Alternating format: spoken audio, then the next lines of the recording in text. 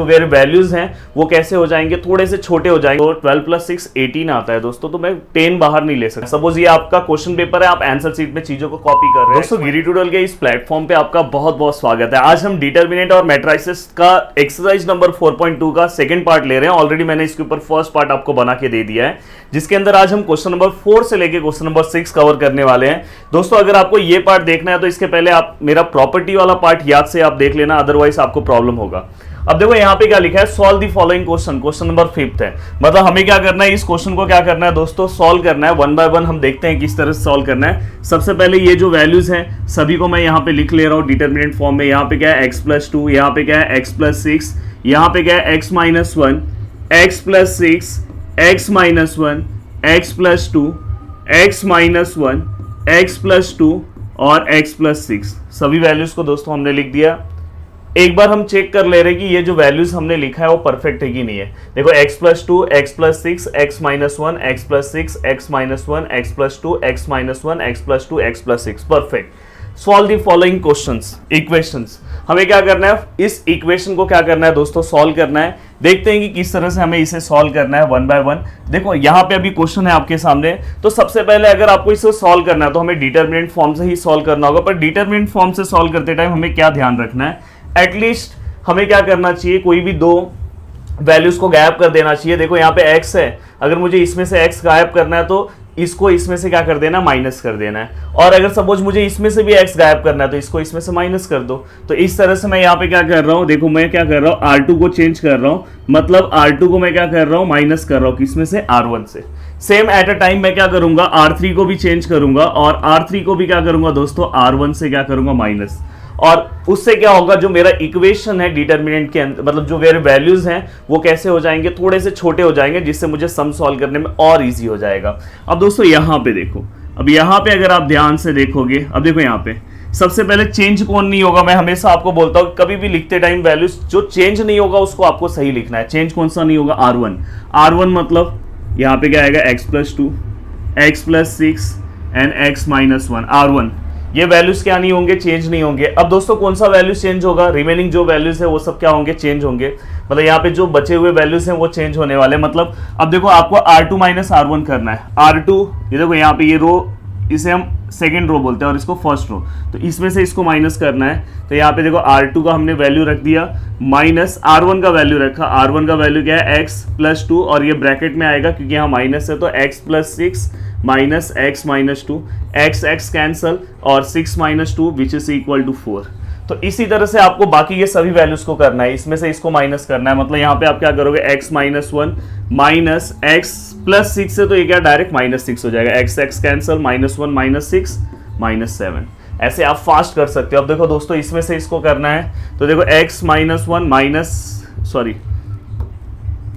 यहाँ कर दे रहा हूँ, x+2, पहले हम x+2 लेंगे, माइनस x -1 यहाँ पे है, पर ये क्या हो जाएगा, इस माइनस साइन की वजह से +1 हो जाएगा, ये दोनों कैंसल, 2 + 1 3। तो फाइनली हमने इस वाले वैल्यूज को क्या कर दिया दोस्तों, सॉल्व कर लिया। अब रिमेनिंग वैल्यूज को हम सॉल्व करेंगे। अब थोड़ा सा हमारा डिटरमिनेंट कैसे सिंपल दिख रहा है, पहले बहुत कॉम्प्लिकेटेड था, अब थोड़ा सा सिंपल दिख रहा है। पर नीचे के वैल्यूज को भी हम कोशिश करेंगे उसमें से भी x माइनस कर दें।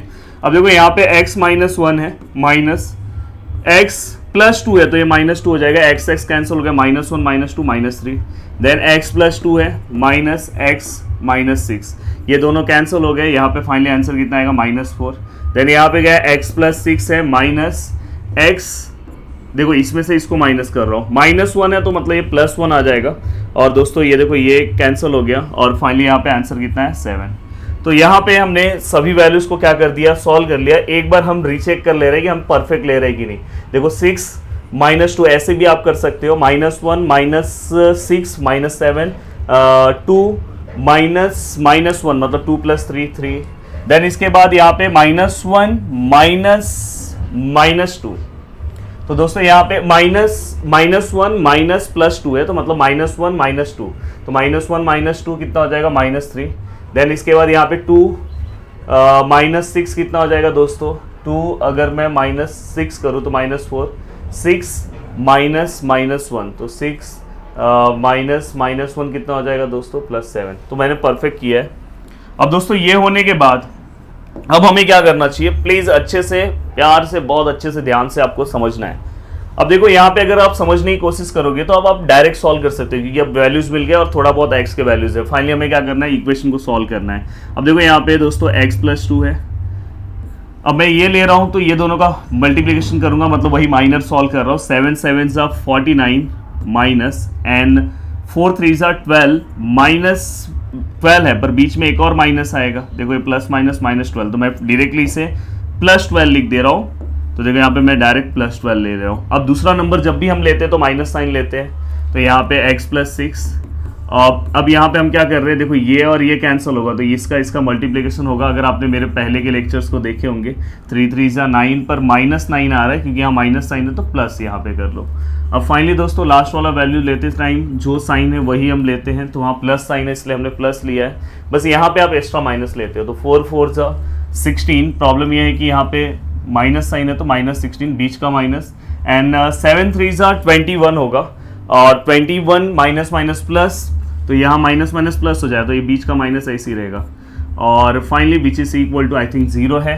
अब देखो यहाँ पे अगर आप सॉल्व करोगे तो ये क्या आएगा, x+2 और यहाँ पे -37। अगर आप इसे सॉल्व करते हो माइनस प्लस माइनस 49 - 12 37, देन यहाँ पे क्या आएगा दोस्तों x+6, और यहाँ पे अगर मैं 38 और तो यहाँ पे भी कितना आएगा 37, 28 + 9 किया तो 37, देन यहाँ पे माइनस माइनस प्लस, और अगर मैं यहाँ पे भी करूँ तो 6 और 1 7 एंड 3, मतलब -37 विच इज इक्वल टू 0। अब दोस्तों अगर मैं यहाँ से अगर मैं देखूँ तो 37 को मैं कॉमन ले सकता हूँ, या तो आप -37 को भी कॉमन ले सकते हो, कुछ प्रॉब्लम नहीं है। तो अगर सपोज मैंने -37 को कॉमन लिया तो दोस्तों यहाँ अंदर क्या बचा, x+2। अब दोस्तों ये देखो यहाँ से मैंने ये 37 और ये माइनस को बाहर ले लिया, तो यहाँ पे ये प्लस x+6 बचेगा, इसलिए अंदर कोई साइन चेंज नहीं हो रहा है। और यहाँ से दोस्तों, यहाँ से अगर मैंने बाहर ले लिया, यहाँ से ही -37 को ले लिया, तो x-1 which is equal to 0। अब फाइनली अगर मैं देखूँ तो ये 37 वहाँ पे जाके पूरा 0 हो जाएगा, तो यहाँ पे x, तो यहाँ पे कितना 3x हुआ। देन यहाँ पे 2 और 6 8, 8 - 1 7 which is equal to 0। Then x equal to 3x equal to -7, then x equal to -7/3। तो फाइनली हमने अपने इस इक्वेशन को सॉल्व करने के बाद हमें यहाँ पे वैल्यू क्या मिला, x इक्वल टू -7/3। चलते हैं दोस्तों नेक्स्ट क्वेश्चन की ओर। तो इसी तरह से सिंपल तरीके से अगर आप चीज़ों को सॉल्व करोगे तो बहुत अच्छे तरीके से आप फटाफट चीज़ों को सॉल्व कर सकते हो। चलते हैं नेक्स्ट क्वेश्चन की ओर। अब दोस्तों नेक्स्ट क्वेश्चन आपके सामने दिखाई दे रहा होगा। अब इस क्वेश्चन को हमें क्या करना है दोस्तों, सॉल्व करना है, और इस क्वेश्चन को सॉल्व करने के बाद चेक करते हैं कि इसका आंसर आता है या नहीं। वैसे तो आएगा ही। अब देखो यहाँ पे अगर हम सेम उसी तरीके से अगर हम चीज़ों को सॉल्व करने की कोशिश करें तो आंसर जरूर आएगा। अब देखो यहाँ पे जो भी वैल्यूज दिए पहले मैं लिख ले रहा हूँ, x-1 x, x-2 0, x-2 x-3, x-3 0 0 x-3। अब दोस्तों यहाँ पे जो भी मैंने वैल्यूज लिखा है एक बार आपको क्या करना है, चेक करना है। सपोज ये आपका क्वेश्चन पेपर है, आप आंसर शीट में चीजों को कॉपी कर रहे हैं, x-1 x, x-2 0, x-2 x-3 0 0 x-3। अगर आपने कॉपी करते टाइम वैल्यूज गलत ले लिया तो आपका आंसर भी रॉन्ग आ जाएगा, फिर वहां पे दिक्कत हो जाएगी। अब दोस्तों यहाँ पे अगर आप चीज़ों को सॉल्व करोगे तो सबसे पहले अगर आप देखोगे, देखो जितने वैल्यू 0 हैं उतना हमारे लिए बेनिफिट है। पर देखो अगर आप देखोगे यहाँ से, अगर मैं इसमें से इसको माइनस कर रहा हूँ, सपोज अगर आप R2 - R1 कर रहे हो तो देखो यहाँ 0 माइनस ये करोगे तो कोई यहाँ पे दिक्कत नहीं है। यहाँ पे इसको इसमें से माइनस करोगे तो x चले जाएगा और समथिंग यहाँ पे आपके पास जो वैल्यूज है वो मिलेगा। यहाँ से भी आप सॉल्व करोगे x चले जाएगा। बट मेरा सजेशन ये है कि अगर आप इसमें से इसको माइनस कर दे रहे हो तो यहाँ पे दोस्तों 0 आंसर आ जाएगा, क्योंकि अगर आप देखोगे दोनों सेम है। तो यहाँ पे एक और 0 अपने को मिल गया तो डिटरमिनेंट सॉल्व करने में बहुत सारे वैल्यूज हमारे 0 हो जाएंगे, और तो ये वाला थोड़ा ज़्यादा हमारे लिए इंपॉर्टेंट होगा। आप वैसे भी सॉल्व कर सकते हो, ऐसा नहीं कि ये वाला मैं अप्लाई कर रहा हूँ तो वो वाला नहीं कर सकते। आप कौन सा भी मेथड अप्लाई कर सकते हो, कोई दिक्कत नहीं है। अब देखो यहाँ पे मैं क्या कर रहा हूँ, यहाँ पे मुझे चेंज किसको करना है, R2 को। तो मैं क्या कर रहा हूँ, R2 में से R3 को इस बार माइनस कर रहा हूँ। क्यों? क्योंकि वहाँ पे सेम वैल्यूज है इसलिए। अब देखो यहाँ पे जो चेंज नहीं होगा, R3 चेंज नहीं होगा तो R3 को सबसे पहले मैं लिख रहा हूँ, जो पीछे होता है वो चेंज नहीं होता। और इसमें नाम किसका नहीं, R1 का, तो R1 भी चेंज नहीं होगा। तो यहाँ पे हमने सभी वैल्यूज को लिख दिया। अब चेंज जो होने वाला है R2 माइनस R3, देखो 0 माइनस 0 तो यहाँ पे 0 होगा, R2 x माइनस 2 माइनस 0 तो x माइनस 2 ही रहेगा। और दोस्तों यहाँ पे x minus 3 minus x minus 3, ये माइनस की वजह से प्लस हो गया, तो ये कैंसिल हुआ, ये कैंसिल हुआ, तो फाइनली यहाँ पे 0 आ गया। और ये 0 बहुत ज़्यादा इंपॉर्टेंट रोल प्ले करता है, इसलिए मैंने इस तरह से किया। अब दोस्तों यहाँ पे ये होने के बाद आपको क्या करना है, प्लीज़ ध्यान देना।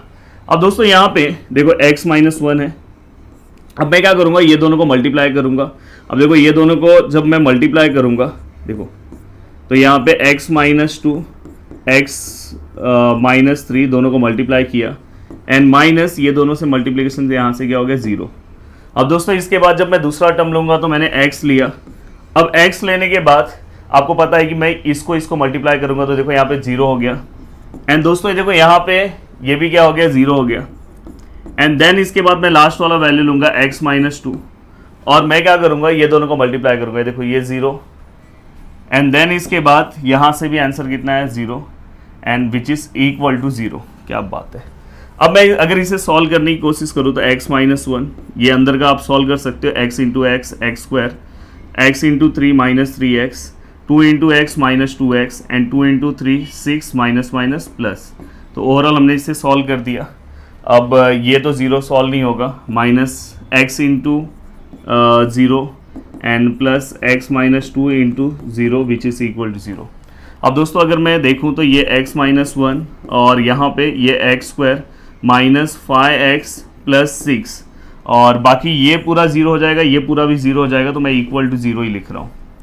अब देखो दोस्तों अगर इसे आपको सॉल्व करना है तो बहुत आसानी से सॉल्व कर सकते हो। देखो यहाँ पे x माइनस 1, इसका आप फैक्टर डायरेक्ट निकाल सकते हो दोस्तों। देखो मैं इसका फैक्टर निकाल रहा हूँ, यहाँ पे x लिख रहा हूँ, यहाँ पे भी x लिख रहा हूँ। यहाँ पहला साइन माइनस है, माइनस प्लस माइनस है, बहुत अच्छे से ध्यान दो। देन ऐसा नंबर चाहिए जिसका मल्टीप्लिकेशन करके 6 आना चाहिए, और उसी नंबर का प्लस, यहाँ पे साइन प्लस है तो प्लस करके उसी नंबर का क्या आना चाहिए दोस्तों, 5। तो ऐसा कौन सा नंबर है, 3 2 जा 6 1 जा 6 मत ले लेना, अदरवाइज उसका प्लस करके 5 आंसर नहीं आएगा। तो 3 2 जा और विच इज इक्वल टू 0। अब फाइनली मैं क्या करूँगा, x minus 1 equal to 0, x minus 3 equal to 0, x minus 2 equal to 0, और बीच में लिख देना और x which is equal to 1, x which is equal to 3, x which is equal to 2। तो फाइनली यहाँ पे हमें सभी वैल्यूज़ मिल गए। तो x के हमारे इतने सारे वैल्यूज़ आए। तो आपके ऊपर डिपेंड करता है कि आप कौन सा उसके ऊपर रूल अप्लाई कर रहे हो, उसके अकॉर्डिंग आप चीज़ों को सॉल्व कर रहे हो। अब चलते हैं दोस्तों नेक्स्ट क्वेश्चन की ओर और नेक्स्ट क्वेश्चन सॉल्व करते हैं। अब दोस्तों नेक्स्ट क्वेश्चन हमारे सामने है। अब देखो अगर हमें इस क्वेश्चन को सॉल्व करना है तो सबसे पहले देखो इन्होंने कुछ हमें दिया है equal to 0, then find the value of x, मतलब उसी तरह से हमें क्वेश्चन को सॉल्व करना है। आई थिंक ऊपर का पार्ट आपको दिख नहीं रहा होगा। अब देखो मैं यहाँ पे क्वेश्चन पूरा लिख लूँगा तो आपको दिखाई देगा। तो देखो मैं यहाँ पे क्वेश्चन लिखने की कोशिश कर रहा हूँ। इक्वल टू 0 दिया इन्होंने, 4 plus x 4 minus x 4 minus x, थोड़ा अच्छे से 4 बनाओ यार, 4 minus x 4 minus x 4 plus x 4 minus x 4 minus x 4 minus x 4 plus x 4 plus x 4 minus x 4 minus x 4 minus x 4 plus x 4 minus x 4 minus x 4 minus x 4 plus x and find the value of x. हमें क्या करना है, x का value find out करना है। अब यहाँ पे आपको बहुत अच्छे से ध्यान देने की ज़रूरत है। थोड़ा सा मैं चाहूँगा मेरे मार्कर को थोड़ा डार्क कर लूँ। हाँ, अब दोस्तों यहाँ पे अगर आप देखोगे तो ऑब्जर्वेशन के ऊपर ही आप बहुत सारी चीज़ों को ऑब्जर्व कर सकते हो। देखो यहाँ पे फर्स्ट वाले पार्ट को अगर आप ध्यान से देखते हो, आई थिंक आपको दिख रहा है कि नहीं दिख रहा है, ये प्लस है, हाँ इस प्लस है, ये माइनस है, ये माइनस है, मतलब यहाँ पे 2 माइनस है 1 प्लस है। लास्ट इसमें भी अगर आप ऑब्जर्व करोगे तो यहाँ पे भी 2 माइनस है 1 प्लस है, और यहाँ पे भी ऑब्जर्व करोगे तो 2 माइनस 1 प्लस है। तो मतलब अगर मैं तीनों को कॉम्बिनेशन लेता हूँ तो मुझे एक ही चीज मिलने वाली है, और जिसको मैं ओवरऑल बाहर कॉमन ले सकता हूँ, जिससे मेरा पूरा का पूरा एक लाइन क्या हो जाएगा, खाली हो जाएगा। तो मैं क्या कर रहा हूँ, देखो यहाँ पे C1 को चेंज कर रहा हूँ। मैं क्या कर रहा हूँ, C1 C2 और C3 तीनों को प्लस कर रहा हूँ, क्योंकि ये कॉलम वाइज में ले रहा हूँ। देखो कॉलम वाइज अगर आप देखोगे तो मैं दिखाई दे रहा है मुझे इस तरह से। तो देखो मैं यहाँ पे अगर देखूंगा तो देखो मेरा चेंजेस क्या होने वाला है। सबसे पहले मैंने आपको बोला है कि जो पीछे के वैल्यूज है वो चेंज नहीं होंगे। तो यहाँ पे 4 minus x 4 plus x and 4 plus x same. यहाँ पे दोस्तों 4 minus x, 4 plus x, 4 minus x same आपने लिखा। अब आपको क्या करना है, इसे चेंज करना है। चेंज करते टाइम ध्यान रखना है, देखो यहाँ पे आपको क्या करना है, तीनों कॉलम को प्लस करना है, कॉलम को। तो यहाँ पे अगर मैं तीनों C1 plus C2 plus C3, अगर मैं तीनों कॉलम को अगर मैं प्लस करने जाऊँ तो देखो C1 दिखाई दे रहा है आपको, C2 और C3। आपको तीनों कॉलम को क्या करना है, एट ए टाइम क्या करना है दोस्तों, प्लस करना है। और प्लस करने के बाद आपका कॉलम नंबर 3 में C1 में क्या होगा, चेंजेस होगा। तो देखो यहाँ पे C1 का मैंने वैल्यू रखा, C2 का वैल्यू जो है दोस्तों क्या है 4 माइनस एक्स, एंड C3 का जो वैल्यू है दोस्तों साथ में लिख दे रहा हूँ, C3 का जो वैल्यू है देखो यहाँ पे अब यहाँ पे आपको किसका वैल्यू लेना है दोस्तों, C2 का। कॉलम नंबर C2 का वैल्यू जो है 4 माइनस एक्स है, एंड C3 का वैल्यू क्या है 4 माइनस एक्स। हमने सभी वैल्यूज को ले लिया। अब लेने के बाद सभी को मैंने प्लस किया, तो देखो ये x और ये x कैंसिल हो गया, और ये 4 4 4 आई थिंक ये 12 हो गया, और 12 माइनस एक्स। तो यहाँ पे आंसर कितना है, 12 माइनस एक्स।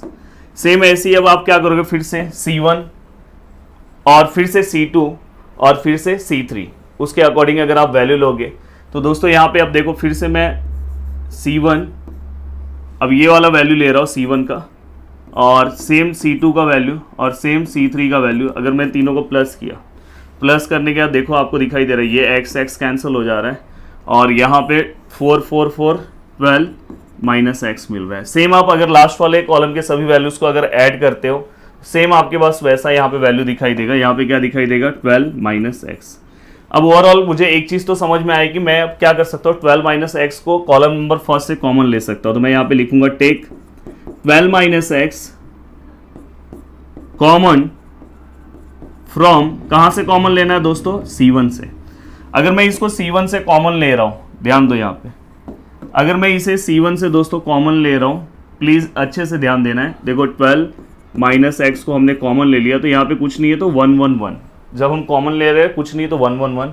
यहाँ पे क्या है दोस्तों 4 माइनस एक्स, यहाँ पे क्या है 4 minus x, 4 plus x, 4 plus x, 4 minus x, 4 plus x. अब ये होने के बाद दोस्तों आपको क्या करना चाहिए, इतना सॉल्व करने के बाद आपको क्या ध्यान रखना चाहिए, प्लीज़ ध्यान से देखो। यहाँ पे आपको किसको चेंज करना है दोस्तों, अब यहाँ पे आपको और भी इसको थोड़ा सा मिनिमाइज करना है। मिनिमाइज मतलब अभी जो वैल्यूज थोड़े बड़े दिख रहे हैं उसको आपको क्या करना है, मिनिमम वैल्यूज में ला देना, छोटे वैल्यूज कर देना। जैसे 1 है, अगर इनकेस वहाँ पे 0 हो जा रहा है तो बहुत अच्छी बात है। तो दोस्तों मैं क्या कर रहा हूँ, इसमें से इसको माइनस कर रहा हूँ। फिर से मैं अब R2 को चेंज करूंगा, R2 माइनस R1 करूंगा, और एट ए टाइम R3 को भी चेंज करूंगा और R3 माइनस R1 करूंगा। अब यहाँ पे R3 माइनस R1 कर रहा हूँ, तो देखो यहाँ पे ध्यान से देखो, यहाँ पे जो भी वैल्यूज है उसको तो वैसे ही रखो, इसको तो हम कुछ कर नहीं सकते। अब देखो यहाँ पे जो R1 का वैल्यू वो सेम होगा, और चेंजेस कहाँ पे होगा, R2 और R3 में। देखो R2 में 1 माइनस 1 0। अब देखो यहाँ पे 4 प्लस एक्स है, 4 प्लस एक्स माइनस 4। अब ये भी प्लस हो जाएगा दोस्तों, यहाँ पे प्लस हो जाएगा इस माइनस साइन की वजह से। तो ये देखो ये 4 4 कैंसिल, और x 2x, देखो छोटे वैल्यूज मिल गए। 4 प्लस एक्स से तो एटलीस्ट छोटा मिला, इसमें से इसको माइनस कर दो, तो देखो 4 प्लस एक्स माइनस 4, वहाँ पे प्लस हो जाएगा। तो ये देखो अब ये 4 4 कैंसिल हो गया, और x कितना है, 2x आया, मतलब दोनों का सेम ही आंसर आया 2x। अब यहाँ पे ये होने के बाद एट ए टाइम मैंने क्या बोला कि R3 माइनस R1 भी करना है। 1 माइनस 1 0, बहुत 0 जहाँ मिल जाए बहुत अच्छी बात है। 4x देखो यहाँ पे अब सेम आएगा, 4x minus x minus 4x, यहाँ प्लस हो जाएगा, तो ये कैंसिल हो गया, ये कैंसिल हो गया, तो यहाँ पे फाइनली कितना है, 0 आया। एंड दोस्तों ये देखो इसमें से इसको माइनस कर रहे हो, तो 4 प्लस एक्स माइनस 4, यहाँ पे प्लस हो जाएगा, तो ये दोनों कैंसिल हो गया, और x क्या आ गया दोस्तों, 2x। तो ओवरऑल मैं यहाँ पे क्वेश्चन को इस फॉर्म में लेकर आ चुका हूँ। अब मैं कोशिश करूँगा क्वेश्चन को आगे सॉल्व करने के लिए। अब देखो यहाँ पे ये 12 माइनस एक्स है, ये तो ऐसे ही रहेगा। अब मैं जो अंदर का पार्ट है उसका डिटर्मिनेंट सॉल्व करने की कोशिश करूँगा। अब देखो डिटर्मिनेंट अगर मैं सॉल्व करूँ तो 1, और अगर मैं इसको इससे मल्टीप्लाई करूँ तो 4x, 2 2 4 and x into x, x square, 4x square not 4x। और मैं अगर इसको इससे मल्टीप्लाई करने की कोशिश करूँ तो दोस्तों 0, एंड दूसरा नंबर लेते टाइम हम माइनस लेते हैं तो दूसरा नंबर 4 माइनस एक्स है।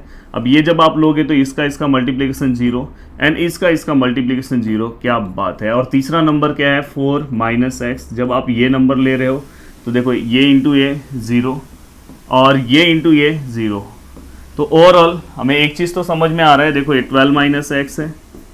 अब मैं देखो अंदर जब जा रहा हूँ तो 1 से अगर मैं 4x² को मल्टीप्लाई करूँगा तो 4x² है, 1 इंटू 0 0 होगा, तो उसको लिख के कुछ मतलब नहीं है।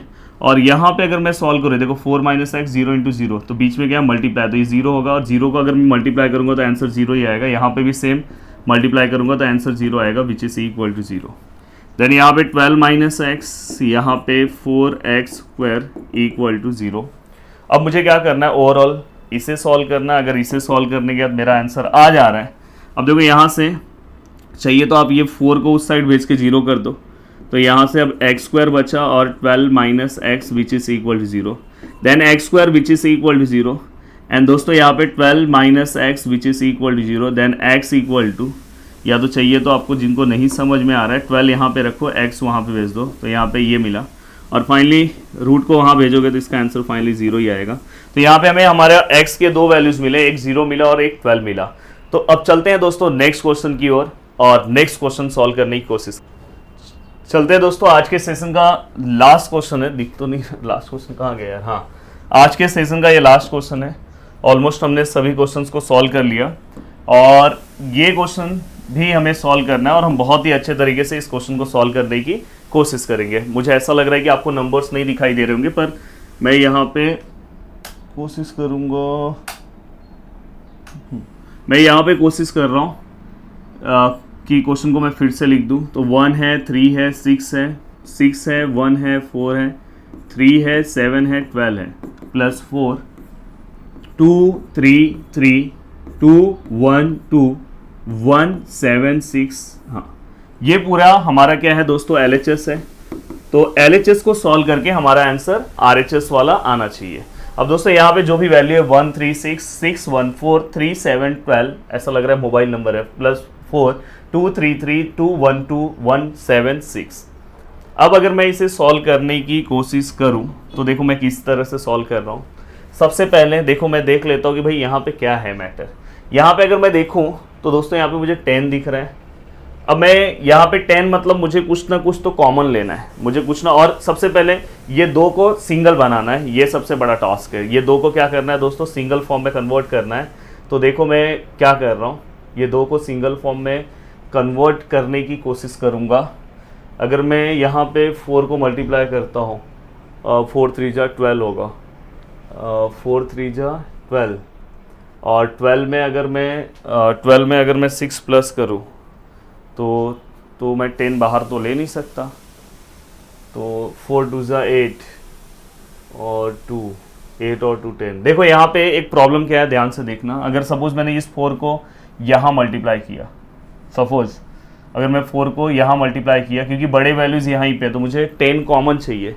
तो देखो 4 3 जा 12 होता है, और 12 प्लस अगर मैं करता हूँ 6 करता हूँ तो 12 प्लस 6 18 आता है दोस्तों। तो मैं 10 बाहर नहीं ले सकता, और मुझे ऊपर अगर आप देखोगे तो कॉमन में क्या दिख रहा है, 10 दिख रहा है।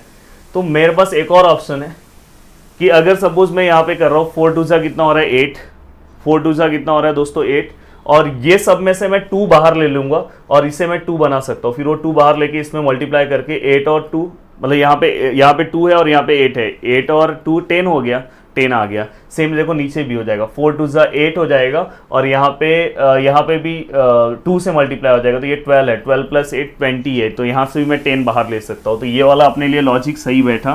तो देखो मैं क्या कर रहा हूँ, ध्यान से देखना, यहाँ से मैं 2 कॉमन ले रहा हूँ।